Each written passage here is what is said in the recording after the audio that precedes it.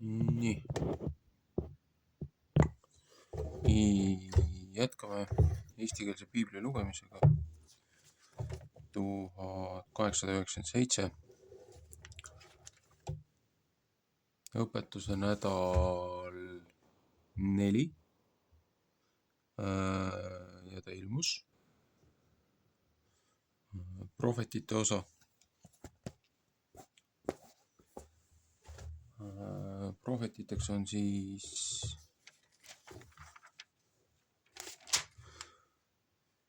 Teine kuningate raamat, peatükk 4, siis 1-37.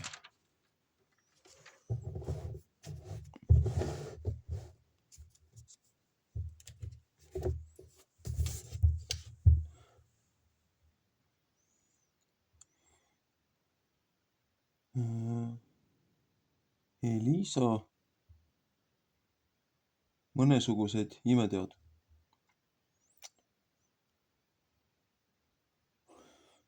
Üks naine prohvetite laste naistest kisendas Elisa poole ja ütles: su sulane, mu mees, on ära surnud ja sa tead, et su sulane Jehovat kartis ja see, kellega temal võlgu oli, tuleb mu 2 poega enesele sulaseks võtma.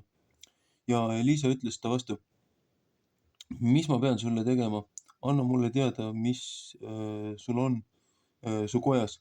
Ja ta ütles: su ümardaja pole kojas midagi muud kui õlikruus. Ja tema ütles: mine palu enesele väljast otsijad kõige oma naabrite käest tühje atsiaid, ära palu pisut. Ja tule ja pane uks lukku enese taha ja oma poegade taha ja vala kõigi nende asjade sisse ja pane kõrvale, mis täis on. Ja naine läks ta juurest ära ja pani ukse lukku enese taga ja oma poegade taga. Nemad tõid atsiad ta kätte ja tema valas sisse. Ja see sündis, kui atsiad täis said, et ta ütles oma poja vastu: too mulle kätte veel üks atsja. Ja ta ütles ta vastu: pole enam atsiaid ja õli jäi seisma. Ja ta tuli, kuulutas seda Jumala mehele ja see ütles: mine, müü õli ära, tasu oma võlg ära, aga sina ja su pojad elagu, sest mis üle jääb. Ja see sündis ühel päeval, et Elisa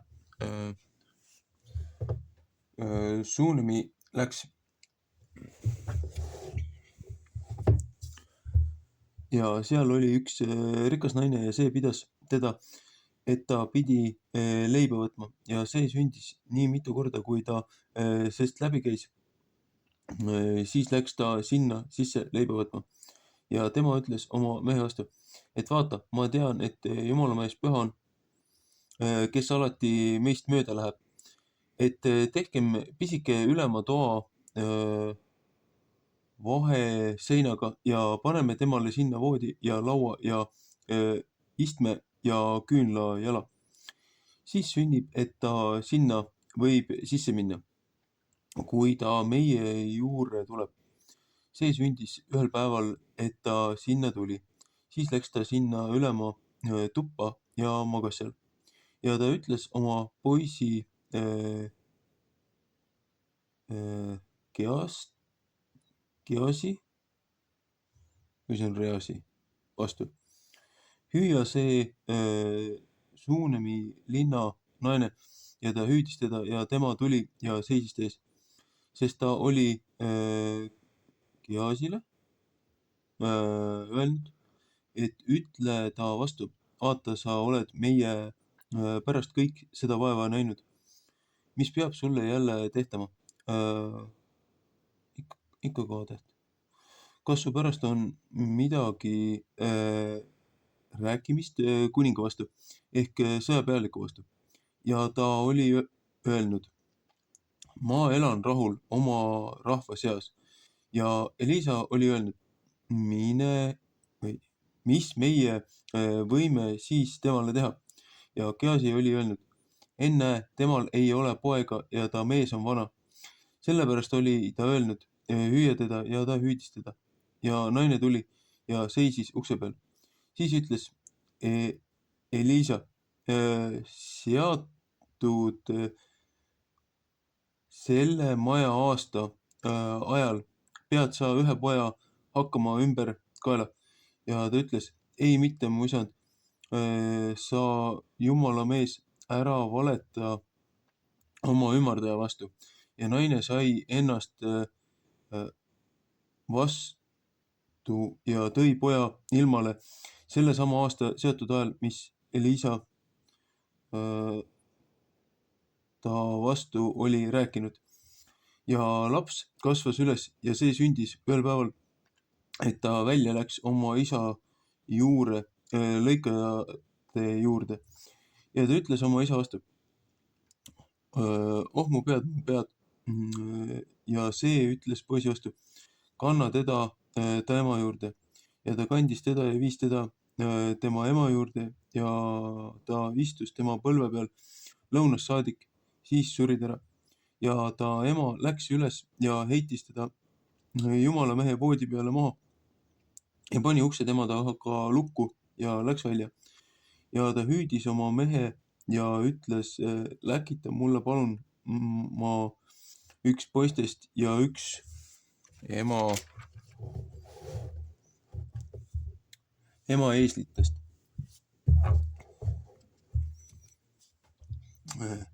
Siis tahan ma rutuste jumala mehe juurde minna ja jälle tagasi tulla. Ja ta mees ütles, miks sa täna ta juurde lähed? Nüüd ei ole noore kuu püha ega hingamise päev. Ja ta ütles,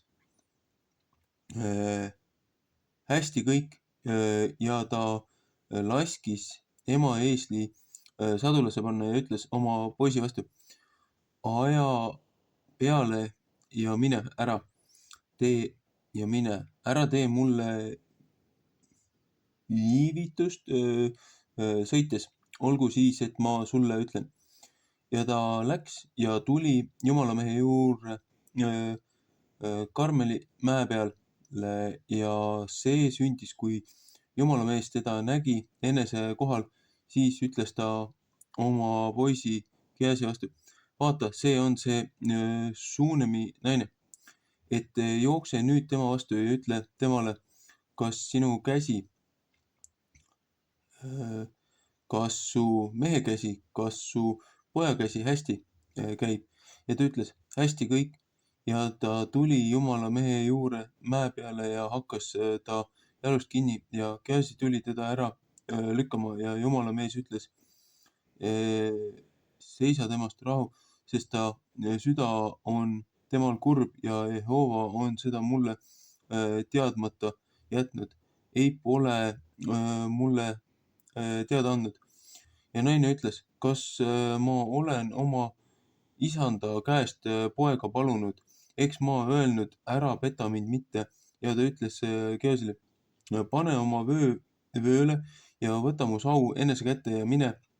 Kui keegi su vastu juhtub, siis ära tereta teda mitte ja kui keegi sind teretab, siis ära vasta temale mitte. Ja pane mu sau poisile silmade peale ja poisikese ema ütles, nii tõesti, kui Jehova elab ja su hing elab, ei, ma ei jäta sind mitte maha. Siis võttis ta kätte ja läks tema järele. Ja Gehazi oli nende eele ära läinud ja sau poisikese silmade peale pannud, aga ei olnud head ega tähelepanemist. Ja ta tuli tagasi ta vastu ja andis temale teada ja ütles, poisike ei ole üles ärganud. Ja Elisa tuli sinna kotta ja vaata, poisike oli surnud ja tema voodi peale pandud. Ja ta tuli ja pani ukse lukku mõlemate taga ja palus Jehovat. Ja läks ülesse ja heitis lapse peale ja pani oma suu tema suu peale ja oma silmad tema silmade peale ja oma käed tema käte peale ja heitis kummuliste ta peale. et lapse ihu soojaks sai. Ja ta tuli jälle ja käis kojas üks kord sinna ja üks kord tänna ja läks üles ja heitis kummalise tema peale, siis hingas ta poisikese sisse korda, pärast tegi poisike oma silmad lahti ja ta hüüdis Gyasi ja ütles, hüüa see Suunemi naine ja ta hüüdis teda ja ta tuli tema juurde ja Elisa ütles, võta oma poeg ära.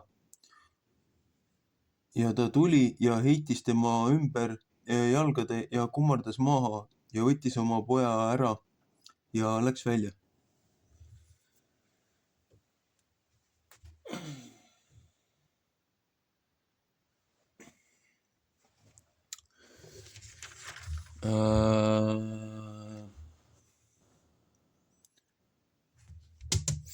Mul tekkis alguses väike tõrge, seepärast et siin räägib prohvetist, aga eestikeelsed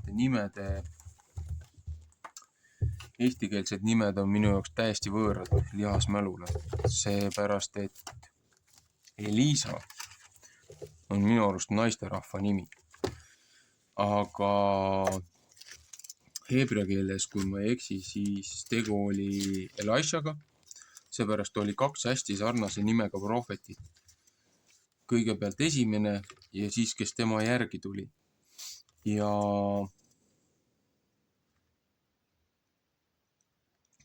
siin on nüüd huvitav võrdlus sellega, et naisterahvas oli hädas. Mees oli läinud, oli üksinda jäänud ja talle oli teenrite poolt jäänud võlg. Ja no tolle ajast ühiskond, ega väga palju variante ei olnud. Kui naine üksinda maha jäi, keegi teda ei aidanud, siis jah. Aga see prohvet, Elisa, ütles talle, et võta tühjad õlitünnid. Noh, siin on jälle see nimetus, see vana aja nimetus on minu jaoks midagi uut. Et võta õlitõrred, kogu need kokku linna pealt ja kalla need tühjad tõrred, pane nõrguma. Ja kõigist nendest õlitõrtest, mis näiliselt tundusid tühjad olema, kallati kokku ja saadi siis piisavalt palju vaati. Ja siis ütles, et mine maksa sellega ära oma võlg ja oled võlast vaba. No, see on ka ju piltlik näide tegelikult. Tuua võrdlus praegusesse olukorda. Kirjutakse ja vannutakse, kuidas on killustunud valijaskond ja kes kuidas oma erakondasi kaitseb või oma neid kooslusi, kelle ühise rinde nimel siis tegutsetakse oma tuleviku ja jätkusuutlikkuse nimel. Et näe, kõik on killustanud ja me ei saadud piisavalt hääli, et saada oma valitsustesse sisse, rääkimata tulevasest nii-öelda sellest Riigikogu valimisest.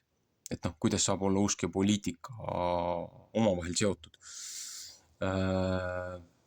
Väga lihtsalt. Kui sul on oma kohus oma inimesi kaitsta, neid hoida, siis jah, need sõnad on ära määritud, räpaseks tehtud, aga see usk ja sinu elukorraldus ongi sinu poliitika. Need ei ole kaks lahus asja. Lihtsalt see on väga alatuks ja räpaseks tehtud omakasupüüdlike, mitte kõige ausamate aadetega inimeste poolt. Et miks ma seda võrdlust siia toon? Praegult paisati nii-öelda konservatiivid laiali, nendest nii-öelda õlitünnidest, õlitõrredest. ja niimoodi laiali olles tundub, et tünnid on tühjad. Ma rääkisin ennem kaartide segi paiskamisest, kaardipaki laiali mängimisest, absoluutselt läbi kogu spektri. Nii konservatiivid, nii liberaalid, kes iganes, kommunistid, sotsialistid, satanistid. Nüüd kõigist nendest asjadest, mis laiali lammutati, hakkab kokku valguma üks ühine terviktuumik sellesse ühte õlitörre. Meie näeme seda kui ühtset Eesti rahvast, kes peab veel ennast eestlaseks, kes mitte. Aga Baltimaade rahvas, Eestimaade rahvas, Liivimaade rahvas, noh jah, võiksite öelda, et meie oleme liivlased ja Põhja-Eestis on Revala, et mis teil üldse on asja, et miks peaks olema mingisugune okupeeriv väike killukene kogu ülejäänud Eestit nagu selles mõttes juhtima. Rahvas ise on andnud selle volituse ja mandaadi ja selle korralduse, kui kutsuti kokku peale esimest sõda ja peale teist sõda uuesti nende sündmuste järgselt. Üks oli see Eesti iseseisvumine, teine oli taasiseseisvumine. Aga siin on ju tohutud paralleelid, et inimesed peavad ka sellest aru saama, et kõik, mis näiliselt tundub hea ja üllas olema, selle taga on tähtsamad asjad. Samas siin ka nüüd räägib, et see prohvet, kes seda rahvast aitas, seda naist aitas, tema lapsi aitas,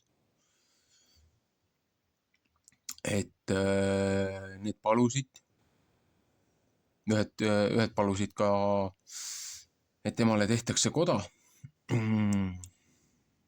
või koda, tuba, ülemine tuba, et prohvetil oleks koht, kus peatuda, öömaale tulla, kui ta jälle sinna piirkonda tuleb.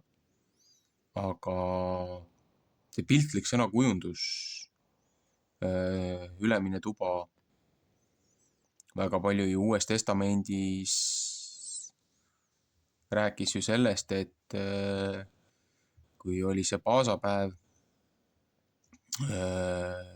siis kui Kristus risti löödi ohvrianniks, ohverduseks, pattude katteks, siis Kristus ütles ka ju oma järgijatele, et minge kogunege, minge selle ja selle mehe juurde ja öelge siis, mis need spetsiaalsed fraasid olid, et ta saab aru, et need on tema järgijad, need 12 apostlit, et minge kogunege ülemises toas õhtusöömale. Ja Kristus tuli ju sinna nende juurde. Ja peale Kristuse surma ja ülestõusu ta ju ilmus uuesti nende keskele sinna ülemisse tuppa. See on ju piltlik sümbolism ka sellest, et kui prohvetid küsisid, et kuhu Kristus läheb, et miks ta peab surema ja kuhu ta läheb, et miks nemad ei saa temale järgneda. Et kui võtta Uuest Testamendist neid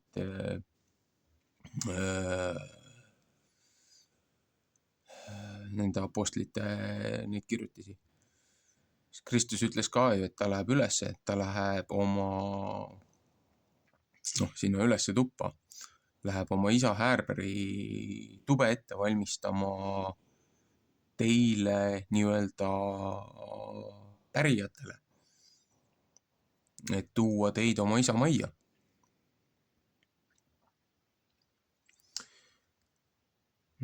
Ja samas siin oli ka see, et selle naise laps suri. See, kuidas see siin on kirjeldatud, see on nagu nii imelik. mõni võiks seda väga väärastunud vaatepilguga võtta, et olen küll kuulnud neid kommentaare, kuidas räägitakse, et oi, näe, vaata, et jah, et mis ta tegi ja kuidas ta tegi ja et kuidas ta heitis selle nii-öelda poisi peale, et vaata, et näed, et prohvet on pedofiil või mida iganes. Olen selliseid variante igalt poolt kuulnud. Aga see, kuidas seda kirjeldab ja see, et kuidas ta saatis oma selle prohveti selle kepi või selle ees.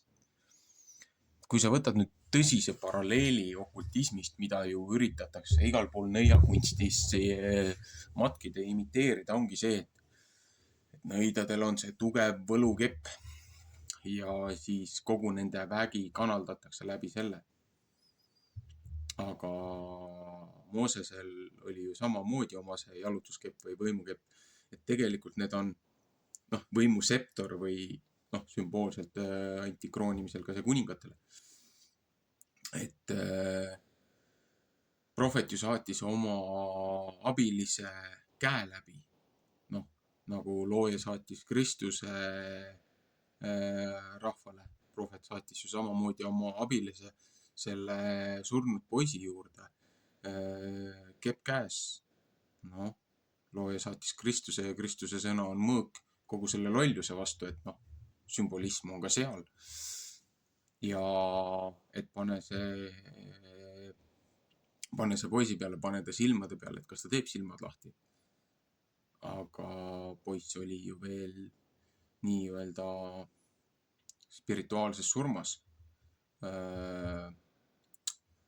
Seepärast, et ei olnud ju veel 3 päeva möödunudki, mis erinevad allikad isegi siin Piiblis Vanas Testamendis räägib, et kuni 3 päevani on see füüsilise keha ja vaimse keha, see kuldnõngakene, see hingeniit on ju seotud. Et poiss ei olnud veel lõplikult läinud ja see, kuidas siis peegeldas nagu peegelpildis kattis kinni selle füüsilise keha. See on väga sarnane nii-öelda ütleme sellele, mida New Age on üritanud praktiseerida, et nad peegeldavad enda siis selle vaimse keha peegelpildis enda füüsilise keha peale tagurpidi või peegelpildis, et nad saaksid oma kehast välja minna, et nad saaksid ringi konnata ja igasuguseid lollusi teha ja hiljem oma kehasse naaseda. Probleem on selles, et kui sa liiga kauaks lähed oma füüsilisest kehast välja, sul ei pruugi enam kohta olla, kuhu tagasi tulla. Ja New Age ja Reiki ja jooga õpetab sind ennast vabastama enda kehast, enda mõtetest, et tee ennast tühjaks iseendast. Kui sa teed endast tühjaks, siis sa annad ju võimaluse kellelgi teisel sinna asemele tulla. Alati võib ju hääletajaid ja puuke sellega kaasa saada. Ma ei oska nagu muud sõna kasutada sellele, seepärast, et see on nagu võimalikult tsenseeritud väljend sellele, mis ma olen näinud, kes need hääletajad ja puugid on.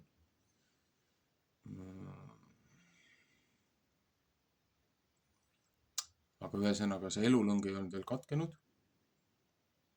ja prohvetmees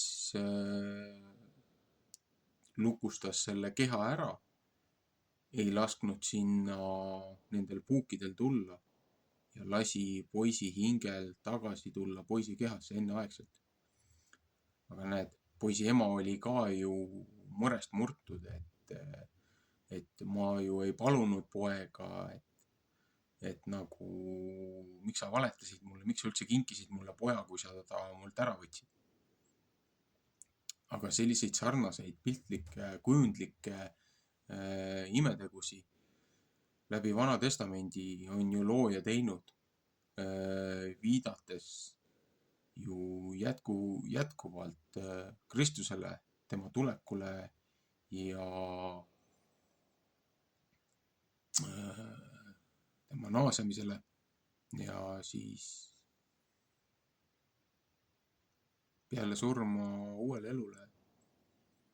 Et kui võtta nüüd Uue Testamendi osa sellest nädalast, ka Paulus räägib oma kirjas, et Aabramil oli 2 last, et olgugi, et mõlemad olid tema liha ja veri, aga üks oli tõotusega, teine oli siis selles nii-öelda orjatütrele, mis oli nagu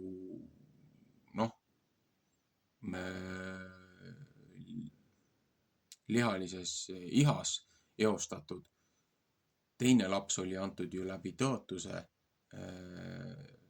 tema päriskaasa poolt, mitte selle Egiptusest kaasa antud orjatari poolt, Vaarao tütre poolt, kelle Vaarao andis Aabramile kaasa, kui nad Egiptusest lahkusid.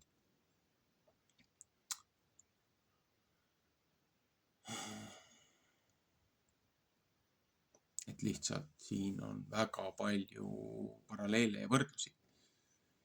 Ja siis, kui vaatad, millest piiblis räägitakse, kahjuks meie siis see modernne kaasaegne spiritualism üritab igal sammul matkida ja teisalt pilgata ja mõnitada seda, mis looja on teinud ja on andnud.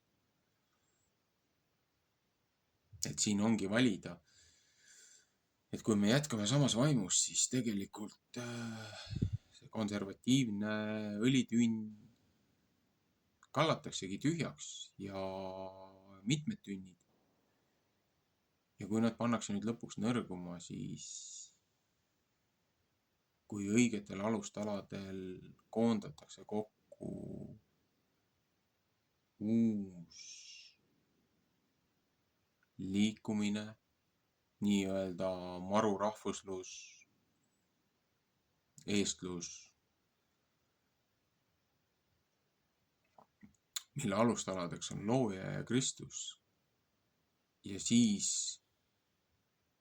ehe ja õige peremudel, aus peremudel, mees, naine, lapsed järgi, vanematest lugu pidada. Et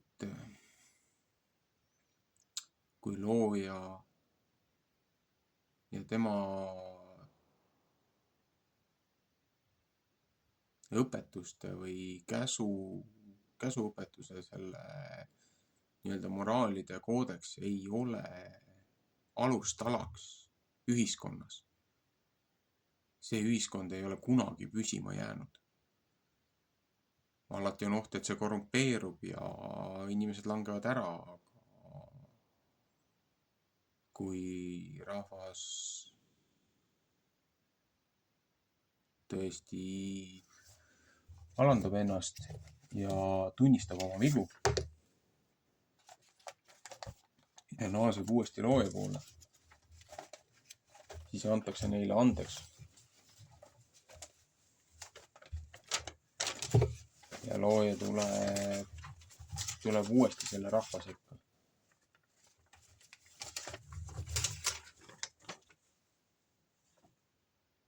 Aga ainult siis, kui rahvas seda teeb. Et selles mõttes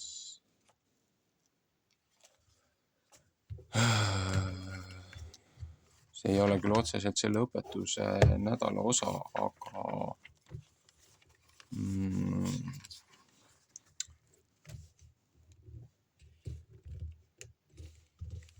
teine ajaraamat.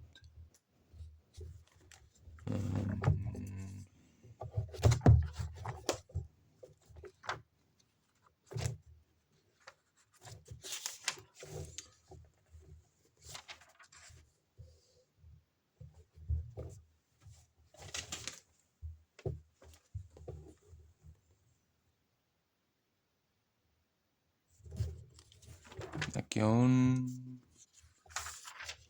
17. peatükk.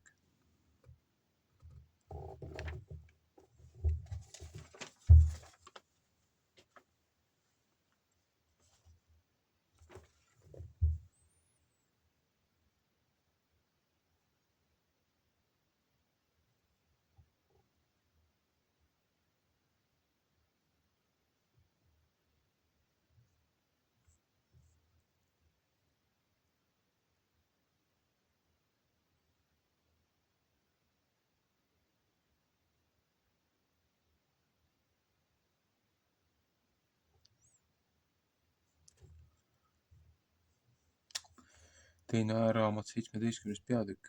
Päris huvitav. Soovitan mõelda. Aga see on igal ühel endal järele otsida. Natukene kodutööd ka. Ühesõnaga,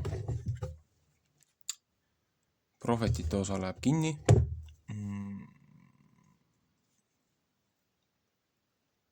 Kellel on huvi, panen järjekordselt lingi serveri juurde. Järjest täiustan seda. Järjest lisan sinna informatsiooni kõige muu kõrvalt. Kellel on huvi, palun väga. Ühesõnaga, meeldivat hingamispäeva.